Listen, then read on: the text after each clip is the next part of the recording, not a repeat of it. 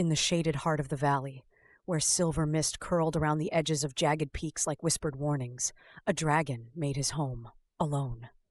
He wasn't the kind of dragon who roared fire into the night sky or haunted the dreams of knights. He was sleek and understated, with scales that shifted from emerald to onyx depending on the light, and eyes that betrayed 500 years of living. He couldn't remember the last time he'd conversed with another soul. Maybe it was a century ago. Maybe longer. Words felt like a burden, like a tether that could reel someone too close. He had chosen solitude for a reason. The dragon could shift into human form, an illusion artfully crafted so he could walk among mortals unnoticed. But every time he did, he was reminded of his immortal burden. Humans were fragile. They flickered and faded, like fireflies extinguished by dawn. His kind had the capacity for love, but they lived too long to hold it without pain. Even the land bore proof of his loneliness. Where other dragons might have carved out hoards of gold, his cavern held no treasures, no heirlooms. Just the minimal comforts for an existence he thought would spare him heartache. One day his quiet was interrupted. It happened while he perched on a jagged outcropping cloaked in his human image. A tall, pale-skinned man with dark hair that curled at the nape of his neck, looking as though melancholy had folded itself neatly into his features. That was when the stranger arrived. The man didn't appear magical or remarkable on first glance. He wore a coat long threadbare from winters before, and in his arms was a basket, the aroma of freshly baked bread mingling faintly with the pine air. The dragon instinctively tensed, though there was no hostility in the man's eyes. Instead, his expression carried unexpected warmth, the kind that felt dangerous. "Spare company for a weary traveler?"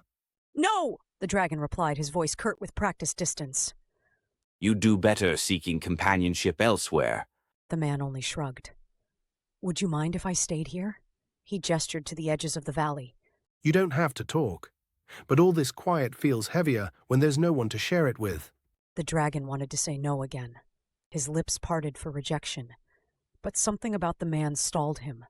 The ease with which he accepted distance, his lack of offense.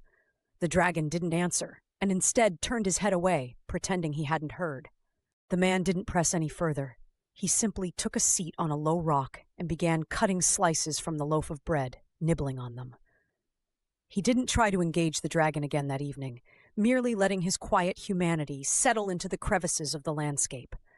Eventually, the dragon disappeared back into his cave. Days passed, and the man returned. Whenever the dragon was feeling particularly irritable, he ignored him outright or made some dismissive comment. And yet the man didn't push nor react bitterly. Instead, he just stayed in a friendly silence. He would leave small offerings in his wake, an apple, a loaf, some small carved figurines made of wood he whittled down with his pocket knife. Weeks became months before curiosity finally loosened the dragon's rigid heart enough for a question. "Why do you keep coming back? I am offering you no kindness in return." The man's lips curved into a soft smile that barely reached his eyes. "Kindness isn't meant to be a bargain, is it? It's meant to be what we give others, simply because that's what the world needs." The answer was unexpected, and the dragon found himself watching the man more closely in the days that followed. His demeanor seemed easygoing, but there was something heavy layered beneath it, a sorrow not quite buried. And the dragon, whose senses could pierce through human armor like mist, began uncovering the truth.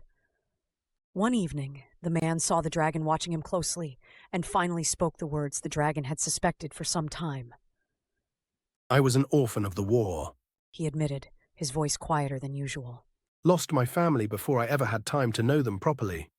I did what I had to survive, learned to hunt, fought against the loneliness, but I don't think surviving is the same as living. Not for me, anyway." The dragon stared, his usual rejection caught thoroughly in his throat. The man hesitated. "That's what I do now. I don't have family anymore, so I find others who don't. Orphans, young kids left alone by the unfairness of the world. I teach them how to start again, what it means to care for each other, even when it hurts." The ache in these words struck the dragon deeper than they should have. A mortal's life was fleeting. He knew this, but for the first time, he felt the impossibly rare sting of admiration. This man held on to humanity in the face of its greatest tragedies. His selflessness, was like a firefly glowing steadily in an eternal twilight, and it weakened every defensive wall the dragon had built. The dragon's admiration for the man grew, marking the beginning of a bond that would change them both. It was gradual, like water eroding stone. The dragon began waiting for the man's visits. They sat closer together. Words grew deeper, more honest. And little by little, the dragon confessed his own fears to the man. The fear of falling in love only to lose it to time, just as he always had. The man listened with no judgment, only compassion. "You're afraid of losing someone you care for, He said one day. but is pushing away everyone forever any better? Loneliness can be just as cruel in the end." The dragon thought of that often. It was some time later, after countless evenings spent together, that a new purpose bloomed between them.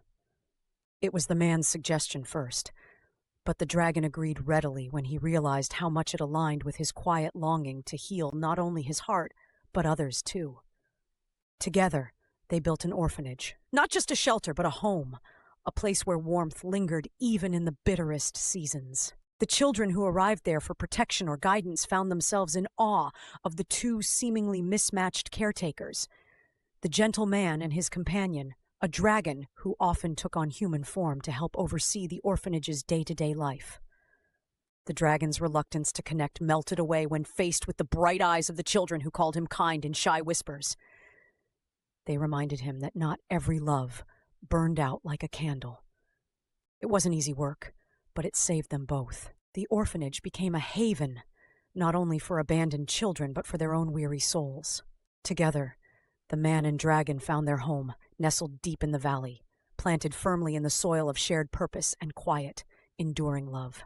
And though life carried its ups and downs, kissed with occasional sorrow, the foundation they built remained strong. Where once the dragon had seen the finite lives of mortals as a painful reality, he now learned to treasure even fleeting moments, like jewels beyond measure. His greatest fear, the agony of losing love, had turned into his greatest reward. Years later, those children grew up, carving lives of purpose and kindness, spreading the lessons they had learned from the sanctuary in the valley. And in the home they built, the man and the dragon continued to raise new generations who bore their love forward, bright as lanterns in the fog.